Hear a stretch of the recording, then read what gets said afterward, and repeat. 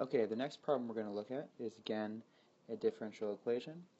This one's a mixing problem, and it's a problem that we're going to have to set up. So you get these two types of problems where either they give you the differential equation, like in our last problem, or this one we have to set it up, but usually it's a little bit easier to solve the differential equation.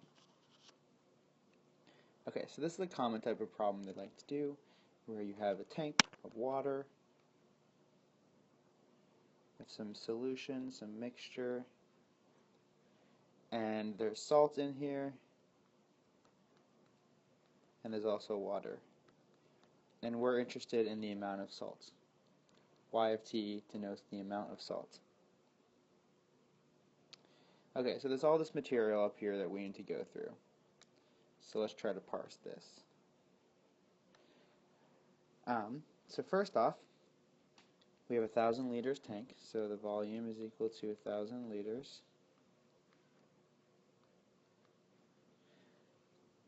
It's full of 90% water, 10% salt by volume, so that means the volume of water is equal to 90% of 1,000 is 900,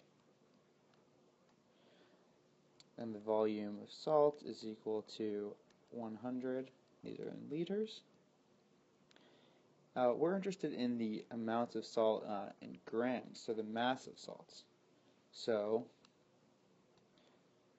let's try to figure out what this means. We're given that the density of salt in water is 2 grams per liter. Okay, so the initial, and this is all at time t equals 0, right? So this is all the initial information. It's not dynamic yet.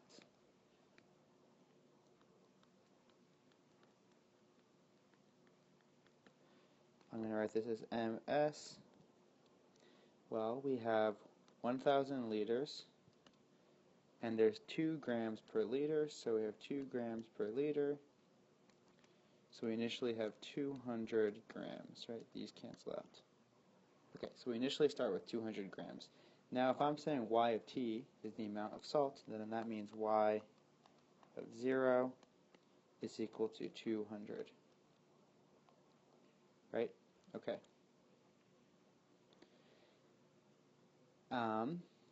So we want to write differential equation and initial condition. So that's our initial condition. Y of 0 is 200. For the differential equation, we have to think a little bit harder. So we first see that pure water, first we see that salt is added to the water at a rate of 30 grams per hour. So that means Y in is equal to 30 grams per hour. So that's the rate of salt being added, right? Okay, to find Y out, we're interested in the amount of salt leaving. Okay, so it says that pure water enters at 20 liters per hour and the mixture is drained at the same rate. So the reason I tell you it's pure water is that means we can think about each of these things individually. So first we thought about the amount coming in. So that's this guy, right? This amount of salt coming in. And then the amount of salt leaving has to be proportional to the amount of water we're leaving. We know that there's 20 liters per hour leaving. So we are losing 20 liters per hour. But the question is, how much of that's the mixture, how much of that is actually salt? So the amount of that's actually salt is Y of t. Let's see if I can write that better. It's Y of t. That's in grams per the whole mixture. So that means, because this tells us that we have, that's how many grams per liter of salt we have. Right? And that works out to what we expect. This is 20 y over 100, and this is grams per hour. So a good way to check your work every time is that these should have the same units, right? Grams per hour, this is a rate. This means this is going to be a dy dt term.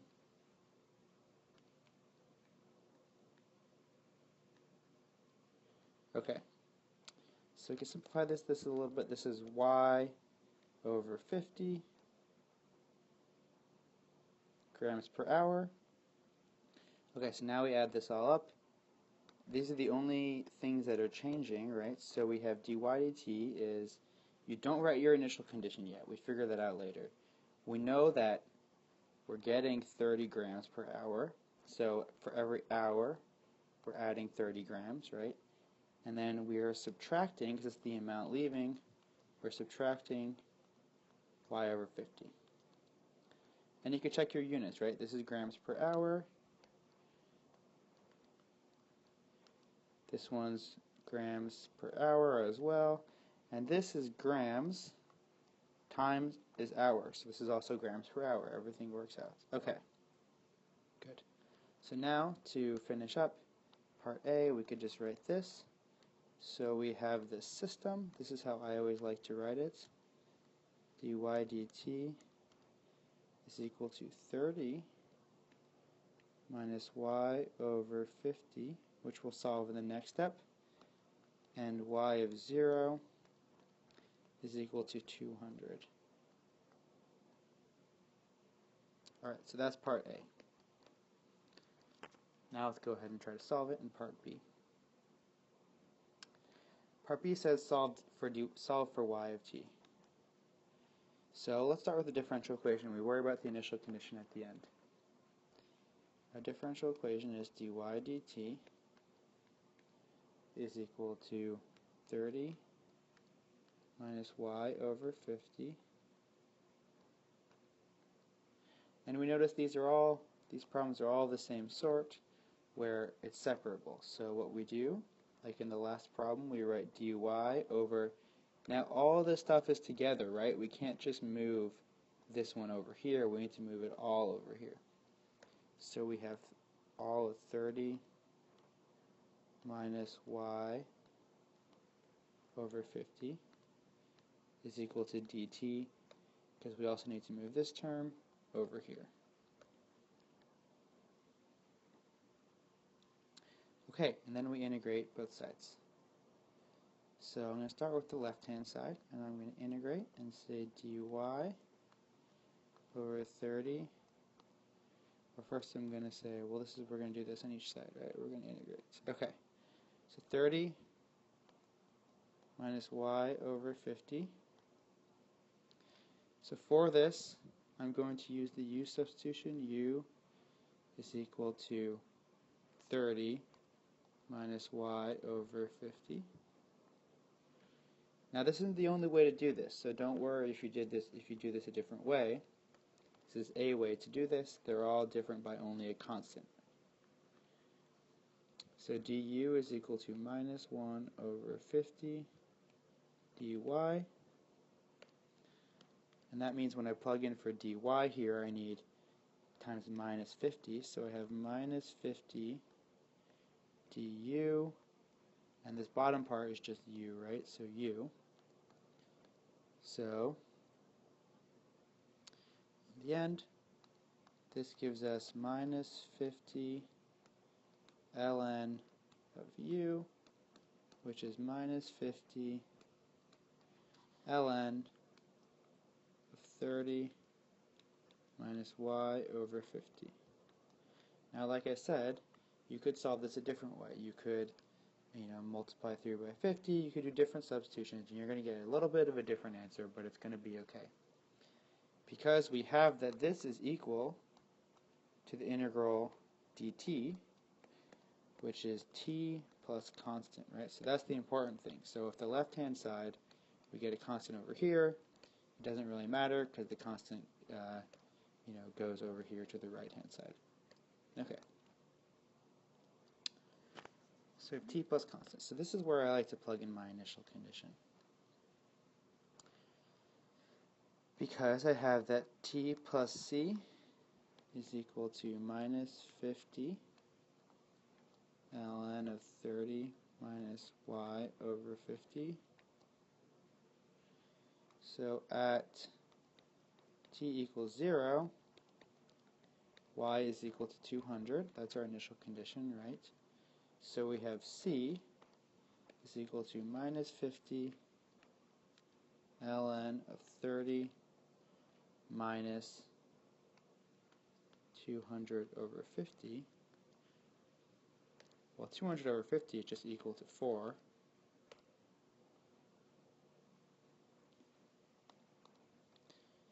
So we have minus 50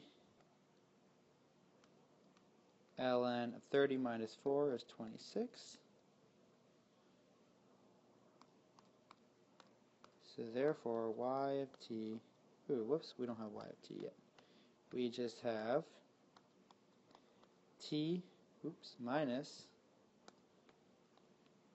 50 ln 26, that's my t, that's my c term here, right? And then I have is equal to all this stuff. Minus 50 ln 30 minus y over 50. Okay, so let's try to simplify this a little bit. We want everything, we want y of t in the end. So don't leave this as your answer.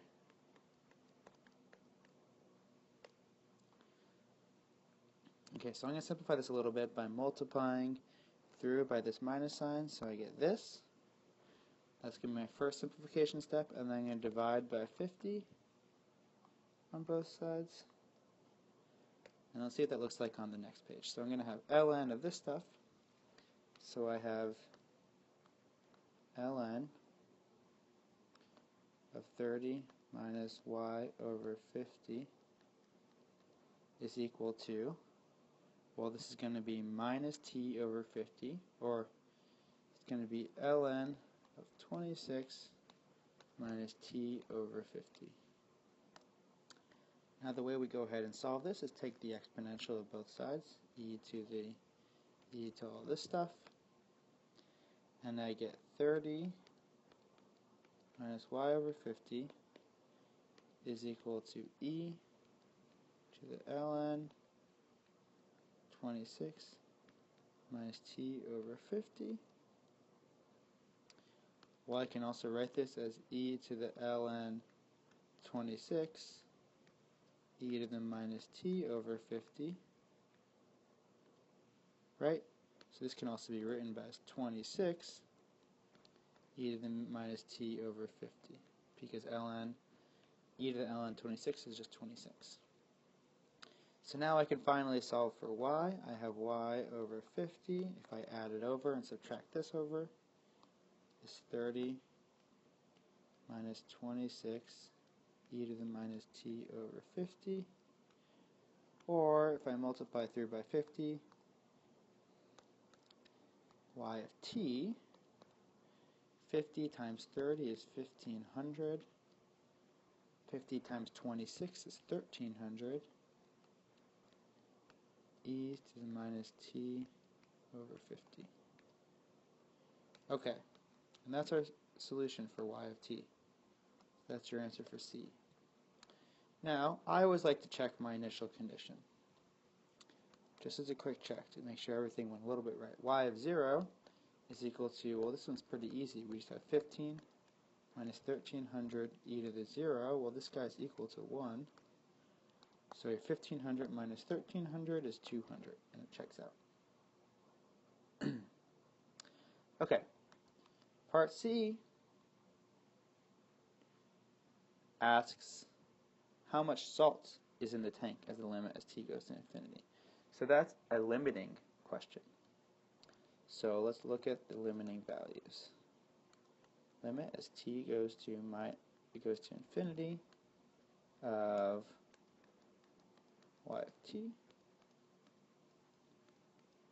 Well, this is the limit as t goes to infinity of 1500 minus 1300 e to the minus t over 50. So you could just read this off here, but we're going to be careful about it. And this is equal to 1500, because this doesn't depend on t, right? So the limit doesn't change. Minus 1300, limit as t goes to infinity, e to the minus t over 50. Now what happens as t goes to infinity? negative exponential, this thing goes to 0. So that means this is also 0, so this just equals 1500. And what we end up getting is 1500 grams as t goes to infinity. So as a fixed number, it reaches a steady state.